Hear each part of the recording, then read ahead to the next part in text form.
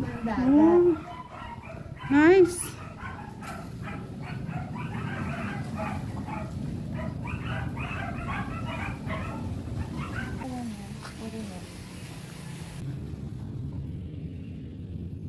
Kanaysin.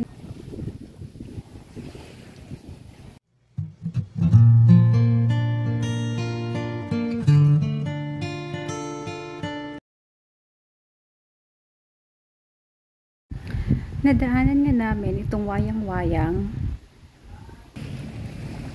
at na-curious kami kung ano na yung current status niya. This is located in Barangay Hubasan, Ali, Northern Samar.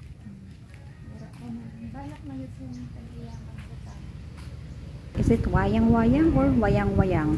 Anyway, it's either wayang-wayang or wayang-wayang. Let's go.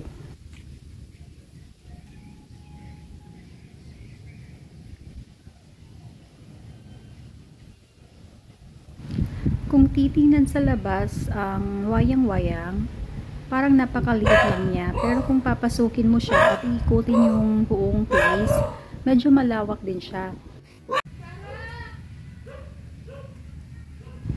Medyo halata mong napabayaan ng konti itong wayang-wayang. According kasi kay ate, yung naglalakad sa unahan, namatay na daw talaga yung may-ari ng place na to.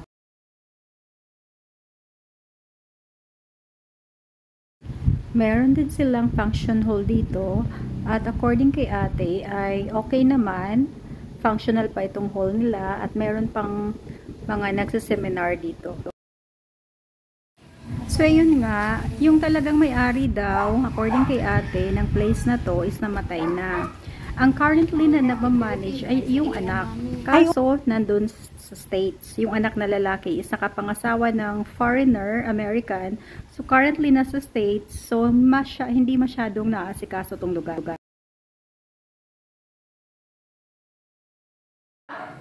Hindi.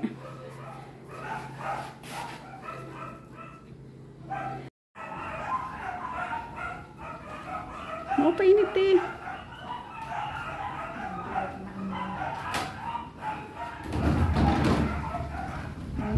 Oh, nice.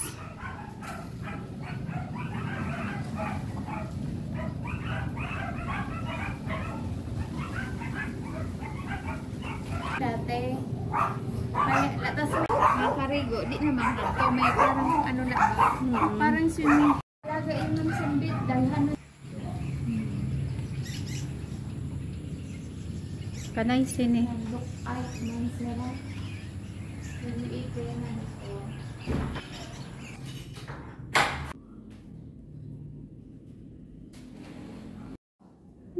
Yan. Pero andi.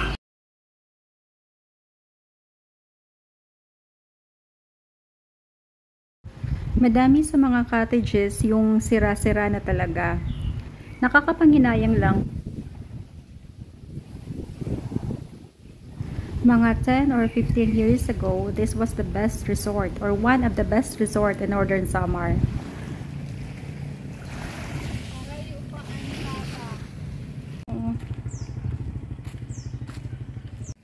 But according kay ate, meron pa naman daw nag-stay sa kanila, meron pang nag-overnight stay. 1,000? So yung rent nga sa room nito is nasa 1,350 pesos. Good for 2 person siya, pero kung mga more than 2 kayo, pwede naman mag-add lang kayo ng 150 pesos each. Itong room naman is 1,000 pesos. Good for 2 person din, and then naka-aircon na din siya. Kung may extra tao, magdadagdag uli ng 150 pesos for extra mat. Out. Kinabukasan. Halimbawa, kung di ka muna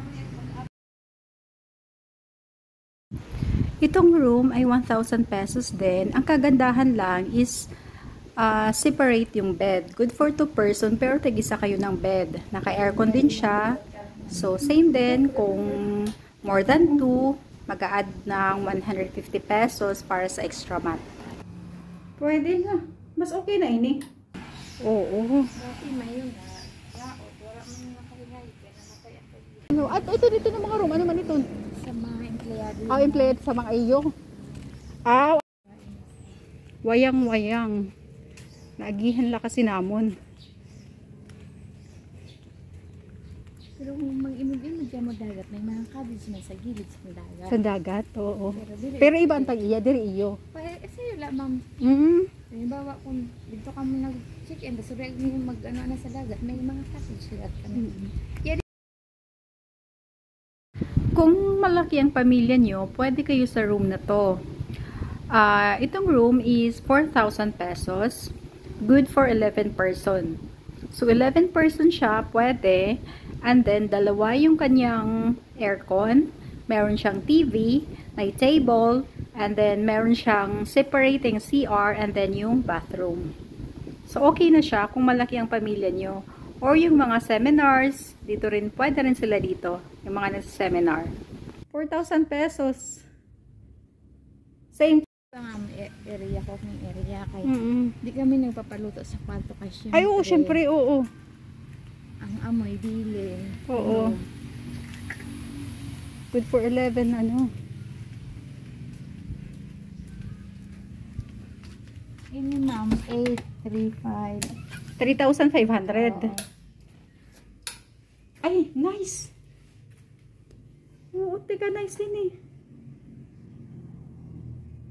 Ayun. Ah.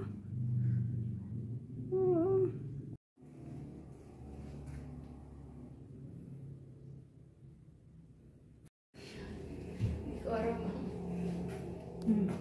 Tapos, ang iba kasi, halimbawa, 1 sira, 11.